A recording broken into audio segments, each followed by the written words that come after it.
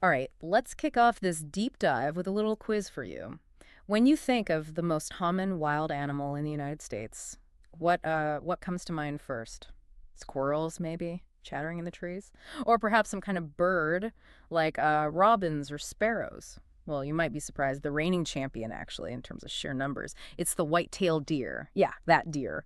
The one you might see nibbling in your backyard or, crossing the road. So today we're taking a deep dive into the surprising world of these incredibly common creatures. We're drawing insights from our source material, the enduring world of white-tailed deer. Exactly. Yeah. And our mission here really is to try and unravel how. How have these animals become so unbelievably prevalent? I mean, across nearly every state. And maybe even more fascinating, how have they adapted so well to living, like, right next door to us humans? We'll dig into some pretty unexpected details about their lives, what their success really means for us. Okay, let's unpack this then, because the numbers, they're astounding. We're talking an estimated population over 30 million white-tailed deer, spanning almost every single state. It's incredible. And what's truly remarkable isn't just the quantity, right? It's their adaptability. It's amazing. They're not just stuck in dense forests anymore. Not at all. These deer thrive just as well in huge farmlands, open fields, and yes, even quiet suburban neighborhoods. You might spot one, just peeking out from behind a bush on your street. Totally at home. Yeah, and what's fascinating there is how their actual physical traits and their behaviors kind of play into this. Their name, for instance, white-tailed, Mm. it comes directly from that, the white underside of their tail, Yeah. which they famously raise up like a flag when they're alarmed. It's a clear signal to other deer nearby. Right, that warning signal. And beyond that, physically, they're pretty remarkable. Incredibly agile. They can hit speeds up to 40 miles per hour in bursts, and they move so quietly. It's surprising. A lot of the time, you often don't even notice them until, poof, they're gone.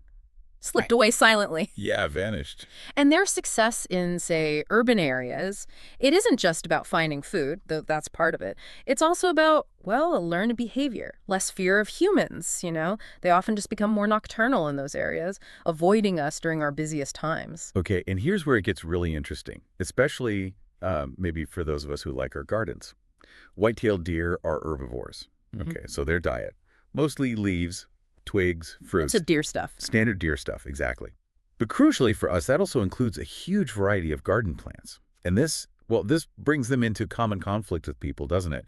Particularly when they decide your, carefully planted landscaping is basically their personal salad bar. Oh, absolutely. Or worse, yeah, when they wander onto roads. That creates really hazardous situations for drivers. I know my hydrangeas have definitely taken a hit more than once. Right. It's frustrating. But, despite those conflicts, so if we sort of connect this to the bigger picture, it's also clear they're widely admired, too, for their beauty. They are graceful. Especially in the fall, right? When the bucks grow those impressive antlers, which are actually shed and regrown every year. Amazing process. And of course, the fawns. Everybody loves the fawns with their little white spots for camouflage. So cute. Yeah, perennial favorites for wildlife watchers. Their innocence, their charm is undeniable. But that popularity exists right alongside the very real challenges these booming populations present. It's not just garden damage. High deer numbers can cause significant ecological issues. Things like overbrowsing. That really degrades the forest understory, which affects other wildlife too. And they also play a role in the spread of tick-borne diseases. That's another factor. Right. So what's the bottom line here? What does this all mean for us? It means the white-tailed deer is, it's way more than just the most common animal in the U.S.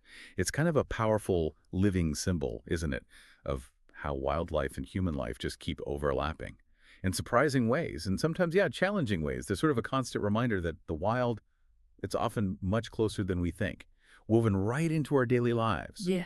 So this deep dive has really highlighted that, the surprising ubiquity, the incredible adaptability of the white-tailed deer, right outside our windows sometimes. Yeah, it really has. And this raises an important question for you listening right now. Considering the white-tailed deer and how easily they've learned to blend into our spaces, what other wild elements might you be overlooking, right, in your own immediate surroundings? And, how does that maybe challenge your idea of where the wild truly begins?